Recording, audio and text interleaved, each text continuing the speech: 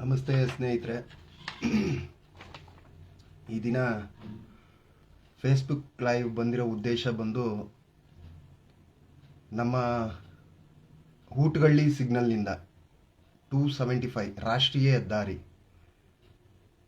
ಅಲ್ಲಿಂದ Kurgalli BML ಸರ್ಕಲ್ವರೆಗೆ 2 kilometre ರಸ್ತೆ ಕಾಮಗಾರಿ PWD ಇಲಾಖೆಯವರು ಮಾಡಿರ್ತಾರೆ.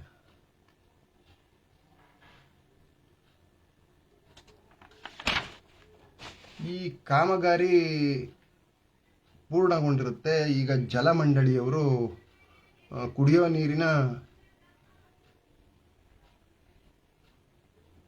ನೀರಿನ ಪೈಪ್ಲೈನ್ ಅಳವಡಿಸೋಕ್ಕೆ PWD ಇಲಾಖೆಯಲ್ಲಿ ಪರ್ಮಿಷನ್ ತಗೊಂಡಿರ್ತಾರೆ. ನಾನು ಕೆಲವೊಂದು ದಾಖಲೆಗಳನ್ನ ನಾನು ನಿಮ್ಮ ಮುಂದೆ ತೋರ್ಸೋಕ್ಕೆ ಇಷ್ಟಪಡ್ತೀನಿ. ಈ ಕಾಮಗಾರಿ ಕುಡಿಯೋ ನೀರಿನ ಪೈಪ್ಲೈನ್ ಅಳವಡಿಸೋದಕ್ಕೆ ತಗೊಂಡಾಗ ಅಲ್ಲಿ ಕೆಲವೊಂದು ಷರತ್ತುಗಳನ್ನ ವಿಧಿಸಿ ಲೋಕೋಪಯೋಗಿ ಇಲಾಖೆ PWD ಇಲಾಖೆಯವರು ಜಲಮಂಡಳಿಯವರಿಗೆ ಅಮೃತ್ 2.00 ಯೋಜನೆ ಅಡಿಯಲ್ಲಿ ಏರು ಕೊಳವೆ ಮಾರ್ಗವನ್ನು ಅಳವಡಿಸಲು ರಸ್ತೆಯನ್ನು ಕತ್ತರಿಸುವುದಾಗಿ ಕರಾರು ಆಗಿದ್ದು, ಸದರಿ ಕಾಮಗಾರಿಯನ್ನು ಶ್ರೀ ಸುಬ್ಬು ಸೇಲ್ಸ್ ಮತ್ತು ಚಂದ್ರ ಲೇಔಟ್ ಬೆಂಗಳೂರು ಇವರಿಗೆ ಗುತ್ತಿಗೆ ಕೊಟ್ಟಿರ್ತಾರೆ. ಇವರ ಷರತ್ತುಗಳು ಏನಿರುತ್ತೆ ಅಂದರೆ, PWD ಇಲಾಖೆಯವ್ರದ್ದು ಜಲ್ಲಿಯ ಪ್ರಮಾಣ 250 mm ವೆಟ್ ಮಿಕ್ಸ್ ಅಂತಾರೆ. ಅದಕ್ಕೆ PWD ಇದರಲ್ಲಿ ಹೇಳೋದು ವೆಟ್ ಮಿಕ್ಸು 250 mm, ಮತ್ತು DBM 50 mm ಮತ್ತು BC 40 mm ಮತ್ತು GSB 150 mm. ಇವರ ಕ್ವಾಲಿಟಿ ಬಂದು ಈ ಪರಿಣಾಮದಲ್ಲಿರುತ್ತೆ.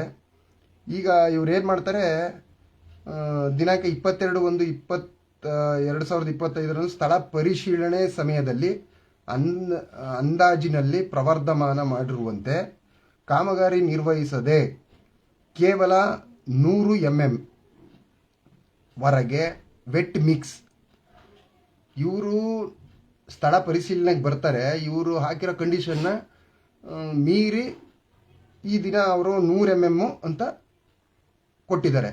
ರಸ್ತೆ ಕಾಮಗಾರಿ ನಿರ್ವಹಿಸುತ್ತಿದ್ದು ಕಂಡು ಬಂದಿರುತ್ತದೆ. ಸದರಿ ರಸ್ತೆಯ ರಾಜ್ಯ ಹೆದ್ದಾರಿಯಾಗಿದ್ದು ವಾಹನ ಸಂಚಾರ ದಟ್ಟಣೆಯ ಅಧಿಕವಾಗಿರುವುದರಿಂದ ಮುಂದಿನ ದಿನಗಳಲ್ಲಿ ರಸ್ತೆಯಲ್ಲಿ ಗುಂಡಿ ಉಂಟಾಗುವ ಸಾಧ್ಯತೆ ಇರುವುದರಿಂದ ಈಗ ತಾವು ಕೈಗೊಳ್ಳುತ್ತಿರುವ ಕಾಮಗಾರಿಯನ್ನು ಕೂಡಲೇ ಸ್ಥಗಿತಗೊಳಿಸಿ ಅಂದಾಜಿನಲ್ಲಿ ತಿಳಿಸಿರುವಂತೆ ರಸ್ತೆಯನ್ನು ಯಥಾಸ್ಥಿತಿಯಾಗಿ ತರುವಂತೆ ಉಲ್ಲೇಖ 6 ರ ಪತ್ರ ಸೂಚಿಸಿರುವಂತೆ, ಆದರೆ ತಾವು ಯಥಾಸ್ಥಿತಿಯಲ್ಲಿ ಕಾಮಗಾರಿಯನ್ನು ಮುಂದುವರಿಸುತ್ತಿರುವುದು ಈ ಕಚೇರಿಯ ಗಮನಕ್ಕೆ ಬಂದಿದ್ದು, ಈ ಬಗ್ಗೆ ಸಾರ್ವಜನಿಕರು ಆಕ್ಷೇಪಣೆ ವ್ಯಕ್ತಪಡಿಸಿ ಉಲ್ಲೇಖ 7ರಲ್ಲಿ ಈ ಕಚೇರಿಗೆ ದೂರು ಸಲ್ಲಿಸಿರುತ್ತಾರೆ. ಆದ್ದರಿಂದ ಅಂದಾಜಿನ ಪ್ರವರ್ಧಮಾನ ಮಾಡುವಂತೆ ರಸ್ತೆಯನ್ನು ಯಥಾಸ್ಥಿತಿ ನಿರ್ಮಿಸಲು ಮತ್ತೊಮ್ಮೆ ಸೂಚಿಸಿದೆ.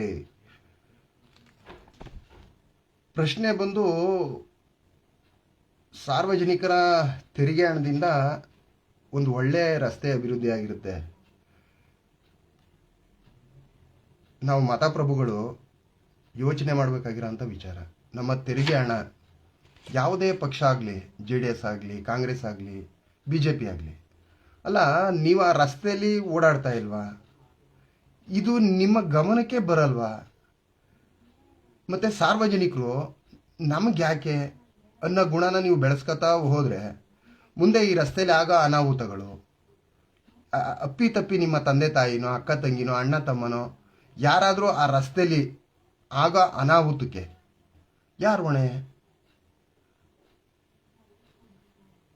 ಅದಕ್ಕೆ ಉತ್ತರ ನೀವೇ ಕೊಡಬೇಕು.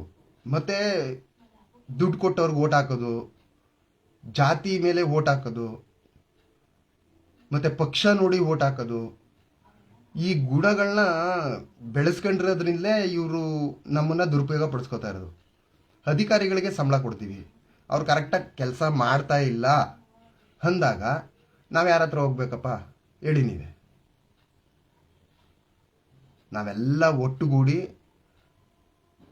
ಚುನಾಯಿತ ಪ್ರತಿನಿಧಿನ ಆಯ್ಕೆ ಮಾಡಿರ್ತೀವಿ. ಅವ್ರ ಹತ್ರ ತಾನೇ ಹೋಗ್ಬೇಕು. ಅವ್ರ ಹತ್ರ ಹೋದ್ರು, ಅವ್ರ ಗಮನಕ್ಕೆ ಬಂದರು, ಅವ್ರ ಸಹಚರರು ಫೋನ್ ಮಾಡಿ ನಮಗೆ ಈ ಥರ ಎಚ್ಚರಿಸ್ತಾ ಇದ್ದಾರೆ ಅಂತಂದರೆ ಶಾಸಕರ ಗಮನಕ್ಕೆ 100ಕ್ಕೆ 100 ಭಾಗ ಹೋಗಿದೆ.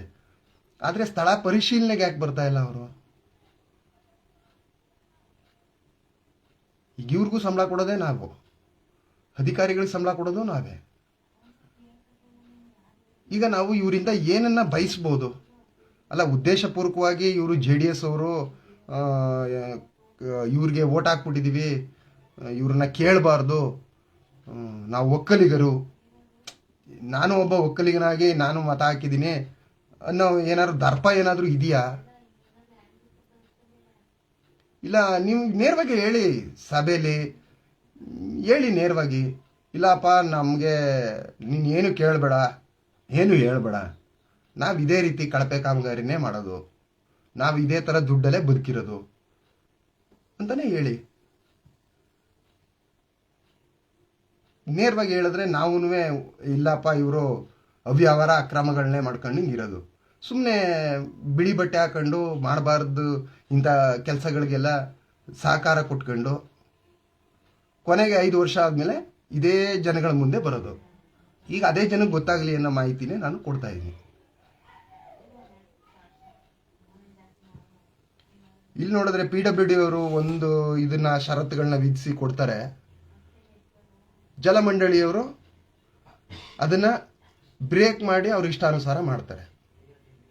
ಕೇಳಬೇಕಾಗಿರೋ MLA ನಮ್ಮ ಜನಪ್ರಿಯ ಶಾಸಕರು GT ದೇವೇಗೌಡರು ಎಲ್ರಪ್ಪ? ಕರ್ಕೊಂಬನ್ರಯ್ಯ.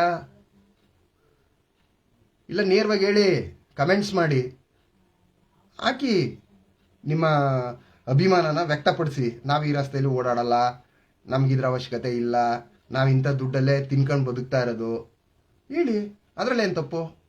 ಮತ್ತು ಈ ಕಾಂಗ್ರೆಸ್ಸು BJP ಈ MLA ನಮಗೆ JDS ಈಗಿರ್ಬೋದು, ಈ ಕಾಂಗ್ರೆಸ್ ಅವ್ರು ಬಂದಾಗ BJP ಅವ್ರು ಬಂದಾಗ ಈಗ ವಿರೋಧ ಪಕ್ಷ ಹೆಂಗೆ ವಿಧಾನಸಭೆಯಲ್ಲಿದೆ, ಇಲ್ಲಿರೋ ಆ ಪಕ್ಷದ ಕಾರ್ಯಕರ್ತರು ಎಲ್ಲೋದ್ರು? ನಿಮಗೂ ಏನಾದರೂ ಎಂಜಿಲ್ ಕಾಸು ಬರ್ತಾ ಇದೆಯಾ? ನಮ್ಮ ತೆರಿಗೆ ಹಣ ನಿಮ್ಮ ಕೈಗೂ ಸೇರ್ತಾ ಇದೆ ಅನ್ನೋದು ಇಲ್ಲಿ ಸಾಬೀತಾಯಿತು. ಇದು ಇವತ್ತಿಂದ ನಡೀತಾ ಇರೋದಾ? ಹೇಳಿ, ಇವತ್ತಿಂದ ನಡೀತಾ ಇರುವಂಥ ಕಾಮಗಾರಿನ ಇದು?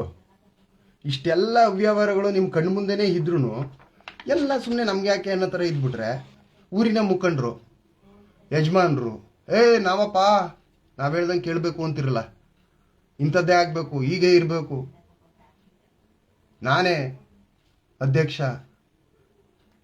ಎಲ್ಲಿ ಸ್ವಾಮಿ? ನಿಮ್ಮಿಂದ ನಾವು ಏನು ಕಲಿಯೋಂಥ ಸಂದೇಶ ಕೊಡ್ತಾ ಇದ್ರೆ ಹೇಳಿ. ಹಿರಿಯರು, ನಮಗಿಂತ ವಯಸ್ಸಲ್ಲಿ ದೊಡ್ಡವರಾಗಿರೋರು, ನಿಮ್ಮಿಂದ ನಾವು ಏನು ಕಲಿಯೋಂಥ ಸಂದೇಶನ ನೀವು ರವಾನಿಸ್ತಾ ಇದ್ದೀರಾ? ಗ್ರಾಮಕ್ಕಾಗ್ಬೋದು, ಸಮಾಜಕ್ಕಾಗ್ಬೋದು.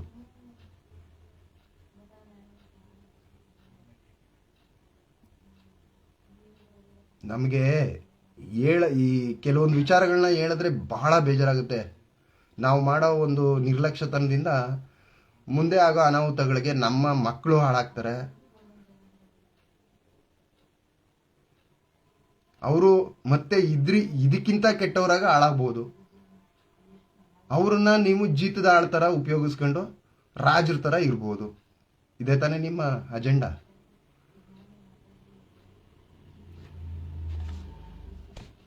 ಎಷ್ಟು ದೂರು ಕೊಡಿ, ಎಷ್ಟೇ ಬಾಯಿ ಬಿಡ್ಕೊಳ್ಳಿ, ನೀವು ಜನಗಳಂತೂ ಬದಲಾಗಲ್ಲ. ಇಷ್ಟೆಲ್ಲ ಅವ್ಯವಹಾರ ನಡೆದಿರೋದು ಕಣ್ಣು ಮುಂದೆ ನಾವು ದಾಖಲೆಗಳ ಸಮೇತ ಕೊಟ್ರು ನೀವಿನ್ನೂ ಅರ್ಥಗತಾ ಇಲ್ಲ, ಅದು ನಮಗೆ ಸಂಬಂಧ ಇಲ್ಲ ಅನ್ನೋ ರೀತಿ ಸುಮ್ಮನೆ ಕೇರ್ಲೆಸ್ ಮಾಡಿಬಿಟ್ರೆ ಮುಂದೆ ಆಗ ಅನಾಹುತಗಳಿಗೆ ಯಾರು ಹೊಣೆ?